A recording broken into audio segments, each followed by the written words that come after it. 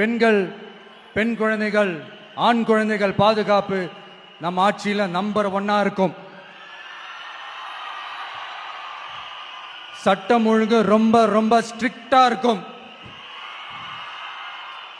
அரசு பள்ளிக்கூடங்களும் கல்லூரிகளும் முதல் தரமா இருக்கும். போட்டி தேர்வுகளுக்குன்னு லட்சங்களை கொட்டி தனி கோச்சிங் சென்டர் போய் படிக்க அவசியமே இருக்காது. ஏன்னா கவர்மெண்ட் ஸ்கூல், காலேஜ் சிலபஸே போட்டி தேர்வுகளை ஈஸியா சந்திக்கிற வகையில் அந்த ஸ்டாண்டர்டுக்கு ஏத்த மாதிரி அமைக்கப்படும்.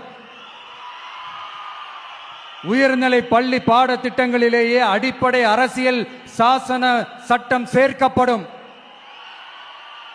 மாநில மற்றும் ஒன்றிய அரசு அலுவலகங்கள், வங்கிகளின் செயல்பாடுகள் மற்றும் அவற்றை அணுகும் முறை குறித்து மாணவர்களுக்கு தெளிவான புரிதலை ஏற்படுத்தும் வகையில் தேர்வுகள் அற்ற செயல்முறை பாடமாக கற்பிக்கப்படும்.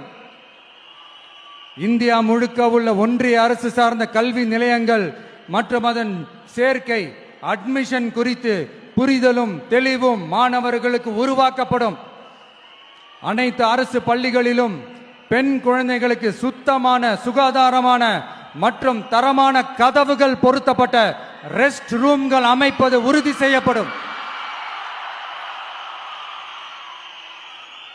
போதைப் பொருட்கள் இல்லாத தமிழகம் உருவாக்கப்படும். மாவட்ட கலெக்டர்கள் மற்றும் எஸ்பிக்களில் சரி பாதி பெண்களாக இருக்கும்படி செய்வோம்.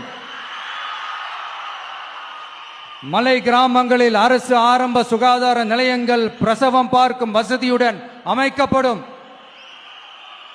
பஸ் போக்குவரத்து இல்லாத கிராமங்கள் மற்றும் மலை கிராமங்களே இல்லை என்ற நிலை உருவாக்கப்படும்.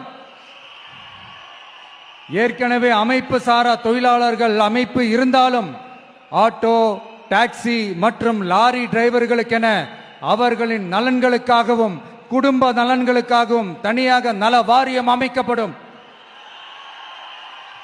தென் தமிழகம் உட்பட தமிழகத்தின் தேவையான பகுதிகளில் தொழிற்சாலைகள் அமைக்கவும் தொழில் வளம் பெருக்கவும் தனி கவனம் செலுத்தப்படும். விவசாயிகள், மீனவர்கள் மற்றும் நெசவாளர்களின் கருத்துக்களை அறிந்து அவர்களுக்கான திட்டங்கள் காலத்தின் தேவைக்கேற்ப உருவாக்கப்படும்.